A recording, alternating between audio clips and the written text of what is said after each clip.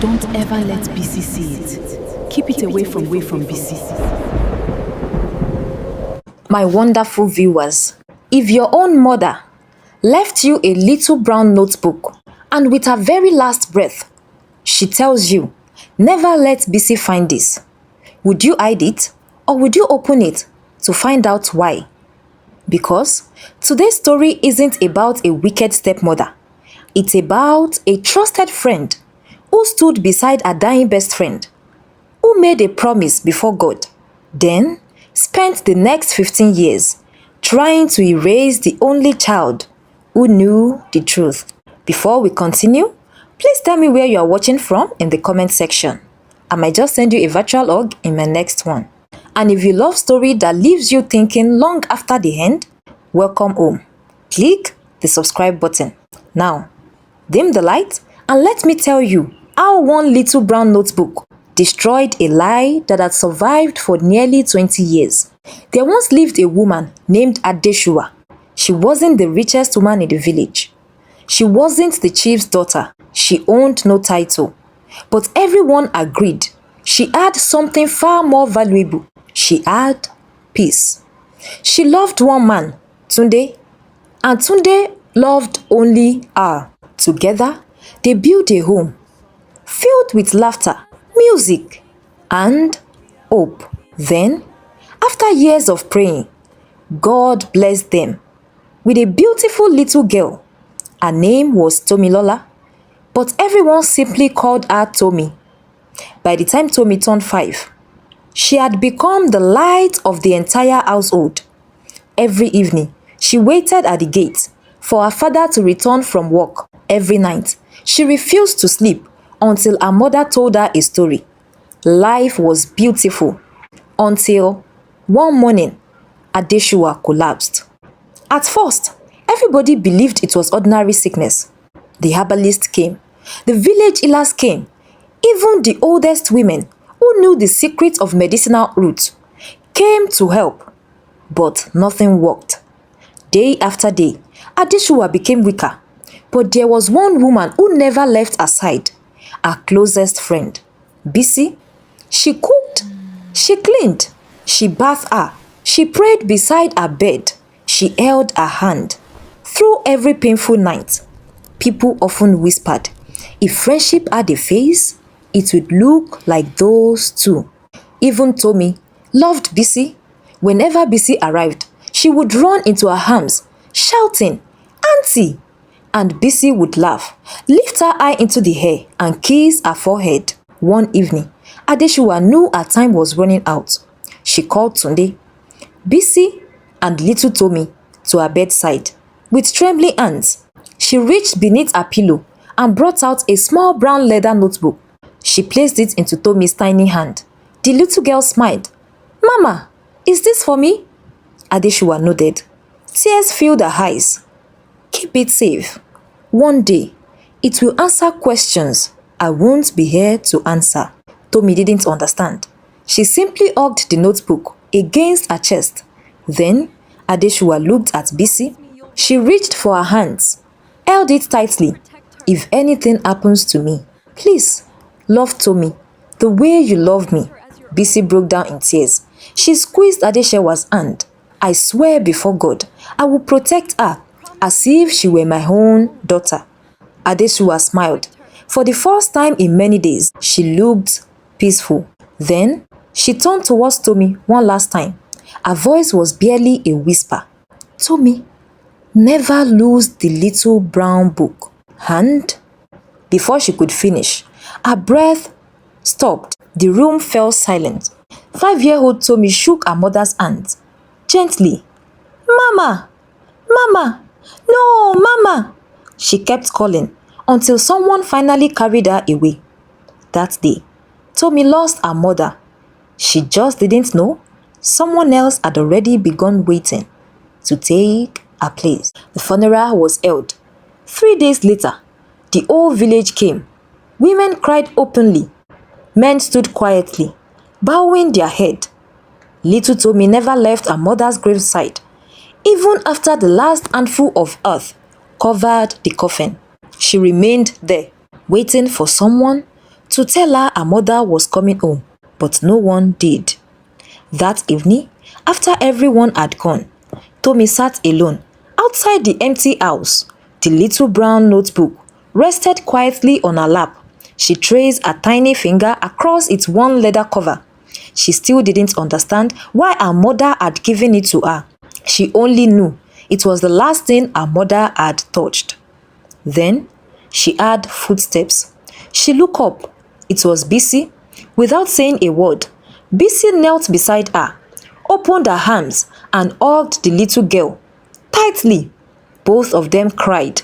When the tears finally stopped, Bisi gently wiped Tomi's face. "Your mother made me a promise, and I made her one too. I promised her that as long as I'm alive, you will never be alone."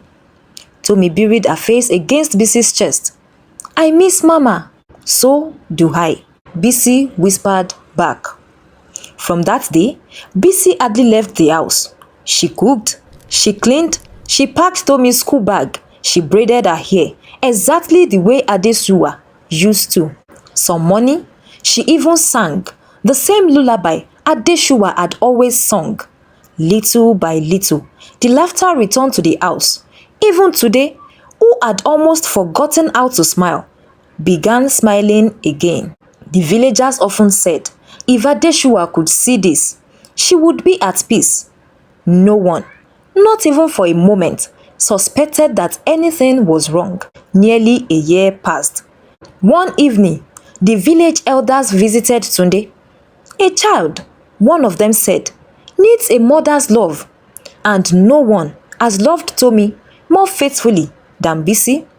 Tunde remained silent. He looked across the compound where Tomi and Bisi were laughing together. For the first time since burying his wife, his heart felt a little lighter. A few months later, the wedding took place. The village celebrated. They danced, they sang, they blessed the new family. Tomi wore a beautiful little dress. She held Bisi's hand throughout the ceremony. Everyone smiled, watching them together. That night, after the guests had gone, Bisi tucked Tomi into bed. She gently kissed her forehead. "You know you can call me Mama if you want." Tomi smiled softly. Then she shook her head. "My mama said nobody can ever take her place.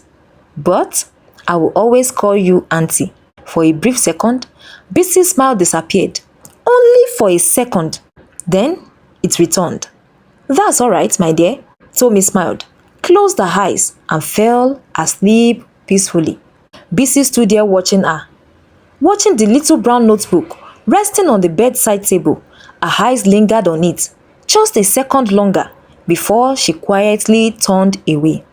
That night, behind the smile, behind the promises, and behind the love, the first crack appeared in the mask. At first, the changes were small. Then, they became impossible to ignore. Bisi stopped hugging Tomi. She stopped calling her my dear, stopped treating her like a daughter. Soon, Tomi became the servant of the house. At age 6, she cooked, she cleaned, she fetched water, she washed every plate, she scrubbed every floor, she slept late, and woke before everyone else. If the food burned, she was beaten. If the baby cried, she was blamed. If Bisi was angry, Tomi paid the price. Her hands became rough, her eyes grew tired, her schoolwork began to suffer. But whenever Tunde returned home, Bisi wore her sweetest smile. "Tomi is such a stubborn child. I don't know what has gotten into her." And Tunde believed every word. He never saw the bruises hidden beneath Tomi's sleeves. One rainy evening, after another beating, Tomi gathered the courage to ask questions that had been breaking her heart for months. "Auntie, did I do something wrong? What can I do to make you love me again?" Bisi looked into the little girl's tear-filled eyes and walked away without saying a single word. That night, Tomi finally understood. She hadn't lost her mother only to find another. She had lost her mother and gained an enemy, and Bisi had only one goal left: to make sure Tomi never grew up to discover why. Months later, Bisi gave birth to a baby boy. His name was Ola. Tomi loved him dearly. She carried him. She fed him. She sang him to sleep. She loved him like the little brother she never had. But every time the neighbors said, Tomi is just like her mother, a very wonderful girl, Bisi's heart filled with hatred. One morning, while Tunde was away on another business trip, Bisi handed Tomi 2 empty clay pots. Go and fetch water from the Igbagbe stream. Tomi froze. Everyone in the village knew. That stream was forbidden. Children were warned never to go near it. People whispered that those who entered alone never came back. Auntie, I'm scared. Bisi's face darkened. So, now you want to disobey me? Go, my friend. With trembling hands, Tomi picked up the clay pot and walked towards the forbidden stream. Hours passed. The sun began to set. Then, the compound gate opened. Tomi walked in, alive.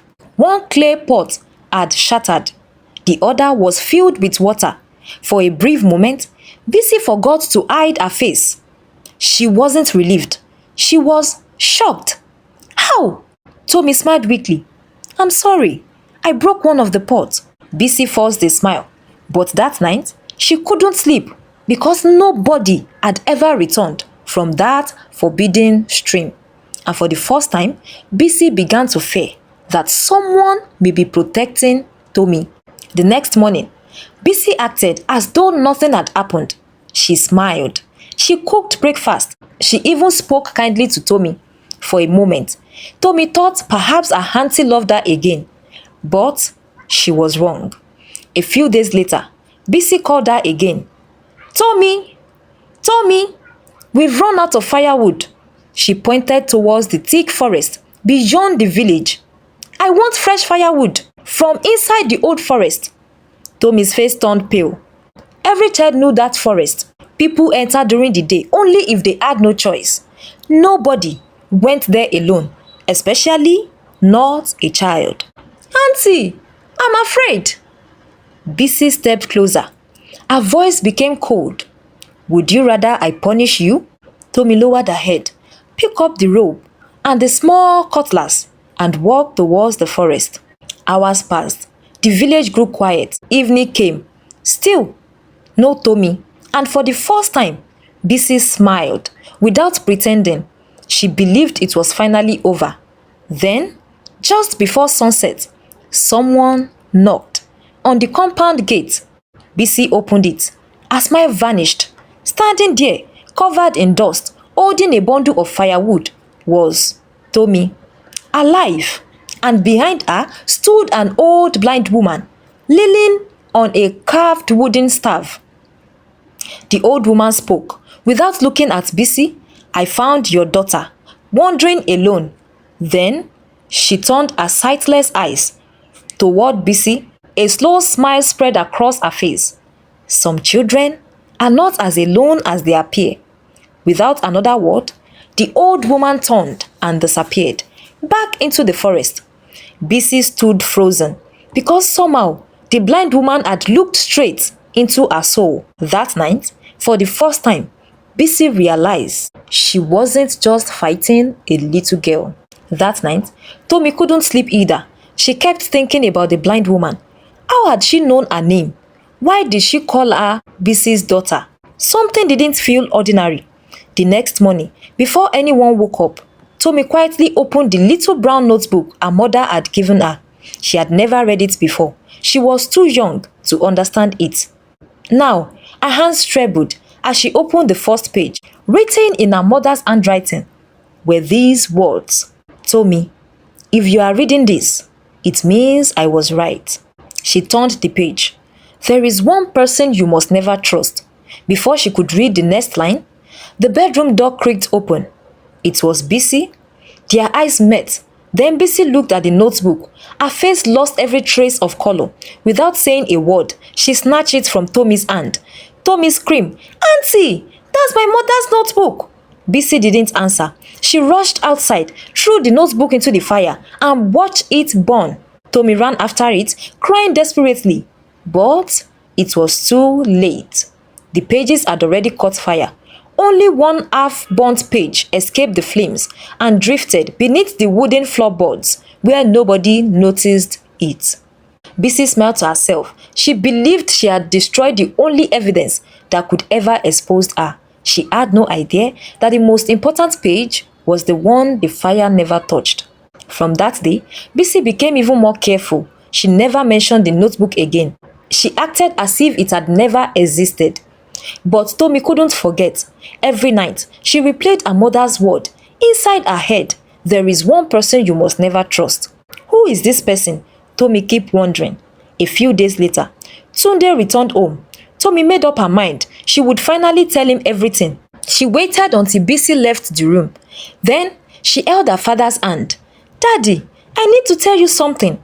She told him everything about the beatings, the hunger, the forbidden stream, the forbidden forest, and even the notebook Bisi had burned. Tunde listened quietly. Before he could speak, Bisi walked in. She looked at Tomi, then burst into tears. Tunde, I've treated her like my own, and this is how she repays me. She fell to her knee, crying. She hates me because I can never replace her mother. Tunde closed his eyes. When he opened them, he looked at Tomi, not with anger, not with love, with disappointment. Tomi, enough! Apologize to your mother. Tomi felt her world collapsed. She hadn't just lost the argument. She had lost the only person who could have protected her. As she walked away, Bisi leaned close enough for only Tomi to hear. A cold smile spread across her face. I told you, your father will never believe you. And the next time, I won't fail. And for the first time, Tomi realized Bisi wasn't trying to make her suffer anymore. She was preparing to finish everything.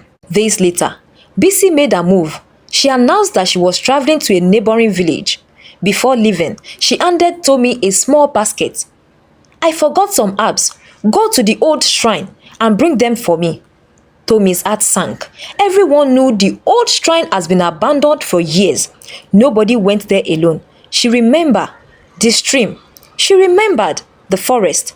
This wasn't an errand. It was another trap. So, instead of going to the shrine, Tomi ran to the edge of the forest. The blind woman was already waiting, as if she knew Tomi would come. Before Tomi could speak, the old woman said, "It's time."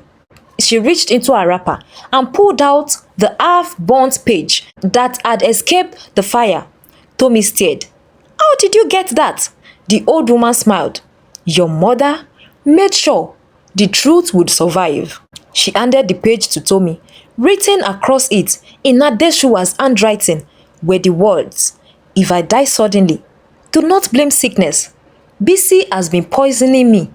She wants my husband and she wants my child." Tomi broke down. Everything finally made sense. The notebook, the hatred, the traps, her mother's warning. The old woman placed a hand on Tomi's shoulder. "The time for hiding is over. Take this to your father." And for the first time, Tomi wasn't running to save herself. She was running to expose a murderer. Tomi ran home, clutching the burnt page as though it were her mother's hand. By the time she arrived, the compound was already crowded. Bisi had returned. So had Tunde. The village elders were seated outside. Before anyone could speak, Tomi stepped forward. Her hands were shaking. "Daddy, I found this." She handed him the half-burnt page. Tunde stared at the burnt page. His hands trembled. His heart wanted to believe, but his mind refused. "This isn't enough," he whispered. "What if someone wrote this later?" Before anyone could answer, a familiar voice echoed from the village entrance. "Then, don't believe the diary." Everyone turned. It was the blind woman. She walked slowly, leaning on her carved wooden staff. No one knew when she entered the compound. She stopped before Tunde. Then she smiled. "Believe this." She untied an old cloth bundle. Inside were dozens of letters, every one of them addressed to Tomi, every one written by Tunde. None had ever been opened. Then she opened a second bundle. Inside were Tomi's own letter she had written to her father while he was away. He had never received a single one. Tunde's knee gave way.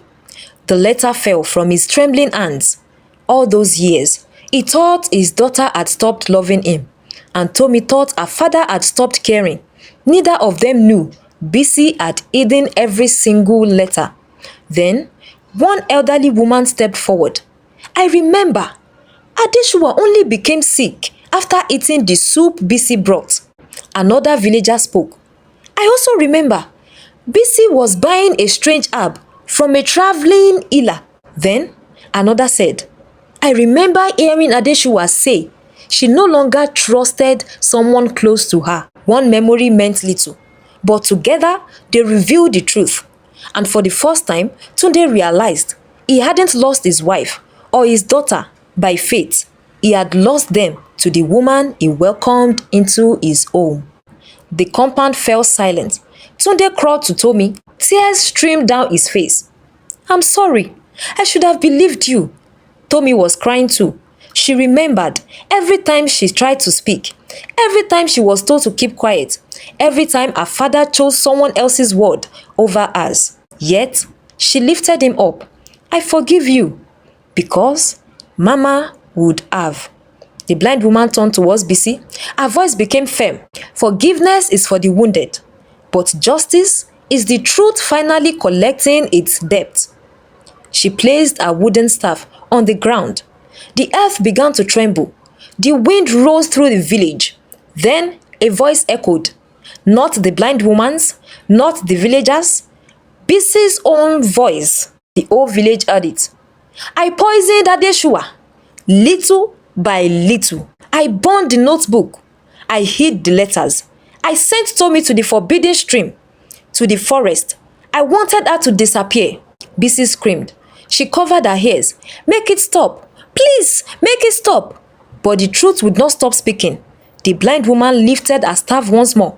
The forest accepts only those who made monster of themselves. The ground beneath Bisi's feet slipped open. Not wide, just enough. Ancient vines wrapped around her ankle. The more she struggled, the tighter they held. She cried for help. No one moved. Slowly, the forest reclaimed her, and before the villagers' eyes, she disappeared into the wilderness. No one ever saw her again. Some said the forest became a prison. Others said it simply returned the evil she had planted. Years later, the little girl who once begged to be loved grew into a woman, but she never forgot what it felt like to be hungry, to be afraid, to feel unwanted. With the help of her father, Tomi restored the house her mother once filled with laughter. Not as a mansion, not as a symbol of wealth, but as a home for children who had nowhere else to go. Every child who entered was welcomed with a warm meal, a soft bed, a safe place, and the words Tomi had once longed to hear herself. You are loved. Above the entrance hung a simple wooden sign. It reads, no child should ever have to earn the love they were born deserving of. People travel from distant villages to see the home. Some came to help. Others came because they had heard the story of the little girl who refused to let cruelty decide who she would become. As for Tunde, he spent the rest of his life making up for the years he would never get back. And every year, on Adeshua's birthday, he and Tomi placed fresh flowers beside her resting place, not in silence, but in gratitude, because even after death, her love had saved her daughter. My wonderful viewers, not every child is lucky enough to grow up in a home filled with love. Sometimes, the deepest wounds are not left by stranger, but by the people a child trusted most. If this story teaches us anything, it's this. Believe your own children before it's too late. Listen before silence becomes regret. Some people inherit land. Some people inherit wealth. But Tomi inherited something far greater. She inherited her mother's kindness. And in the end, that was the one thing no one could ever steal. Did you enjoy this story? If you do, then subscribe to After Dark Tale by Bon to enjoy more stories like this. Thank you for watching. Good night.